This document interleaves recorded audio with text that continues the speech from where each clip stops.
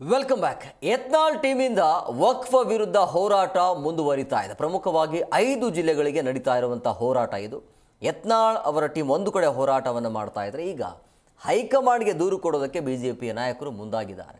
ಈ ವಿಚಾರಕ್ಕೆ ಸಂಬಂಧಪಟ್ಟಂತೆ ಇವತ್ತು ಯತ್ನಾಳ್ ವಿಜಯೇಂದ್ರ ವಿರುದ್ಧ ಆಕ್ರೋಶವನ್ನು ಹೊರಹಾಕಿದ್ದಾರೆ. ದೂರು ಕೊಟ್ಟೋದಾದರೆ ಕೊಡಲಿ, ಅದನ್ನು ನಾವು ಎದುರಿಸ್ತೀವಿ, ಸ್ವಾಗತ ಮಾಡ್ತೀವಿ ಅಂತೇಳಿ. ಅದರ ಒಂದು ವರದಿ ನಿಮ್ಮ ಮುಂದೆ.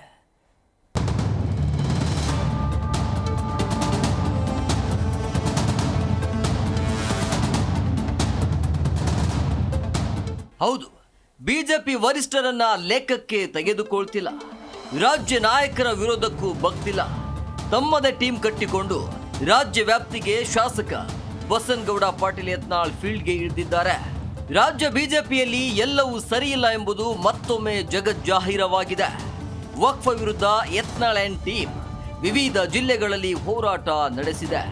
ಈಗಾಗಲೇ ಬೀದರ್, ಕಲಬುರಗಿಯಲ್ಲಿ ವಕ್ಫ್ ವಿರುದ್ಧ ಹೋರಾಟ ನಡೆಸಿದ್ದಾರೆ.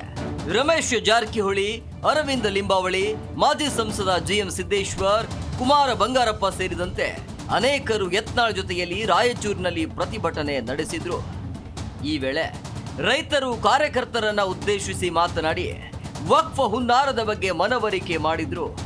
ರಾಯಚೂರು ಜಿಲ್ಲೆ ರೈತರು ತಮ್ಮ ಜಮೀನುಗಳಲ್ಲಿನ ಪಹಣಿಯಲ್ಲಿ ವಕ್ಫ್ ಹೆಸರು ಉಲ್ಲೇಖವಾಗಿರೋ ಬಗ್ಗೆ ದಾಖಲೆ ಸಮೇತ ಯತ್ನಾಳ್ ಸೇರಿ ವಿವಿಧ ನಾಯಕರಿಗೆ ನೀಡಿದ್ರು. ನಾವು ನಿಂತಿರೋ ಜಾಗ ರೈತರದ್ದು.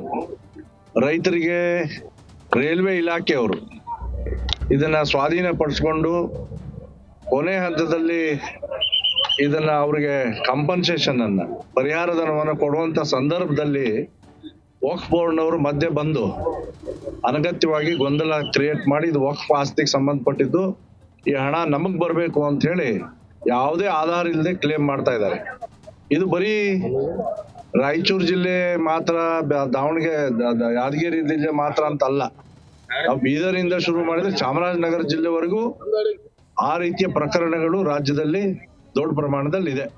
ಇದಷ್ಟೇ ಅಲ್ಲ, ವೇದಿಕೆಯ ಮೇಲೆ ಮಾತನಾಡಿದ ಪ್ರತಿಯೊಬ್ಬರು ವಕ್ಫ್ ಹೋರಾಟದ ಬಗ್ಗೆ ಚರ್ಚೆ ನಡೆಸಿದ್ರು. ಅಂಬೇಡ್ಕರ್ ಅವರ ಬರೆದ ಸಂವಿಧಾನದಲ್ಲಿ ವಕ್ಫ್ ಕುರಿತು ಉಲ್ಲೇಖವಿಲ್ಲ.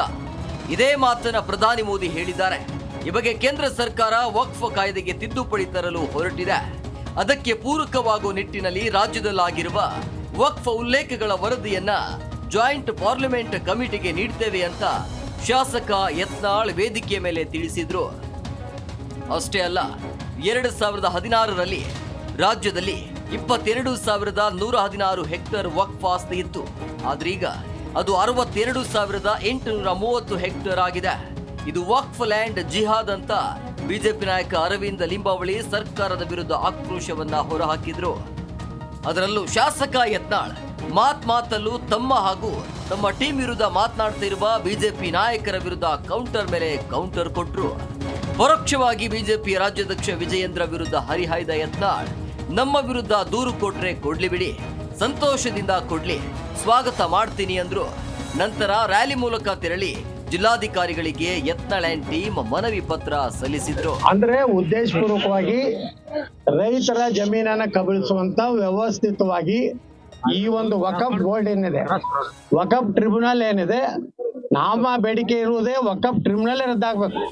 ಯಾವುದೇ ರೈತ ತನ್ನ ಜಮೀನಾಗಲಿ, ಸರ್ಕಾರಿ ಜಮೀನಾಗಲಿ, ಮಠ ಮಂದಿರದಾಗಲಿ, ಅವರು ಅಲ್ಲಿನ ಅಸಿಸ್ಟೆಂಟ್ ಕಮಿಷನರು, DC ಅವರು, ಅಲ್ಲಿ ನ್ಯಾಯಾಲಯಗಳು ಮತ್ತು ಹೈಕೋರ್ಟು, ಸುಪ್ರೀಂ ಕೋರ್ಟಿಗೆ ಹೋಗ್ಬೇಕು ವಿನಃ ಈ ವಕಫ್ ಟ್ರಿಬ್ಯುನಲ್ಗೆ ಹೋಗಬಾರ್ದು ಅನ್ನೋದೇ ನಮ್ಮ ಮೂಲ ಉದ್ದೇಶ. ಈಗಾಗಲೇ ಪ್ರಧಾನಮಂತ್ರಿಗಳು ಈ ವಕಫ್ ತಿದ್ದುಪಡಿಯನ್ನ ತಂದಿದ್ದಾರೆ ಹೋದ ಪಾರ್ಲಿಮೆಂಟ್ನಲ್ಲಿ. ಆದರೆ ಕಾಂಗ್ರೆಸ್ಸು ಮತ್ತು ಅವರೆಲ್ಲ ಮಿತ್ರ ಪಕ್ಷಗಳು ಇದನ್ನ ತೀವ್ರ ವಿರೋಧ ಮಾಡಿದ್ರಿಂದ ಇವತ್ತು ಜಾಯಿಂಟ್ ಪಾರ್ಲಿಮೆಂಟರಿ ಕಮಿಟಿ ಕೊಟ್ಟಿದ್ದಾರೆ. ಅದೇನೇ ಇರ್ಲಿ, ವರಿಷ್ಠರ ಸೂಚನೆ ಮಧ್ಯೆಯೂ ಯತ್ನಾಳ್ ಅಂಡ್ ಟೀಮ್ ವಕ್ಫ್ ವಿರುದ್ಧದ ಹೋರಾಟ ಮುಂದುವರೆದಿದ್ದು, ಬೆಳಗಾವಿಯಲ್ಲಿ ದೊಡ್ಡ ಸಮಾವೇಶ ಮಾಡಿ ಈ ಹೋರಾಟಕ್ಕೆ ತಾರ್ಕಿಕ ಅಂತ್ಯ ಮಾಡಿ ಈ ವರದಿಯನ್ನ ವರಿಷ್ಠರಿಗೆ ನೀಡಲಿದ್ದಾರಂತೆ. ಒಟ್ಟಾರೆ ಬಿಜೆಪಿ ರೆಬೆಲ್ಸ್ ಹೋರಾಟವು ಮುಂದೆ ಯಾವ ತಿರುವು ಪಡೆಯುತ್ತದೆ ಅನ್ನೋದನ್ನ ಕಾದು ನೋಡಬೇಕಿದೆ. Anil Kumar, Zee Kannada news, Raichur. Zee Kannada news ಈಗ ನಿಮ್ಮ ಮನೆಯಲ್ಲೇ ನೋಡಿ. ಎಲ್ಲ ಕೇಬಲ್ಗಳಲ್ಲಿ ಈಗ ಲಭ್ಯ.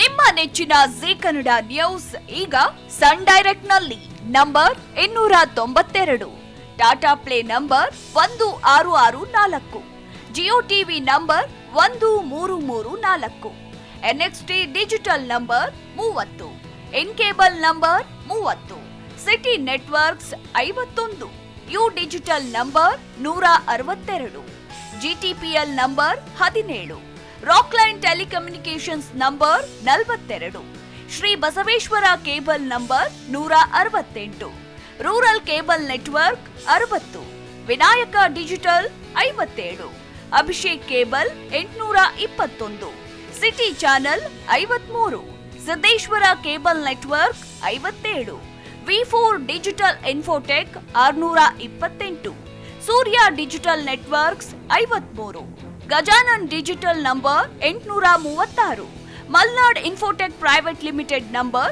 56, Metrocast number 830, Victory digital number 167ರಲ್ಲಿ ನೋಡಿ ಆನಂದಿಸಿ.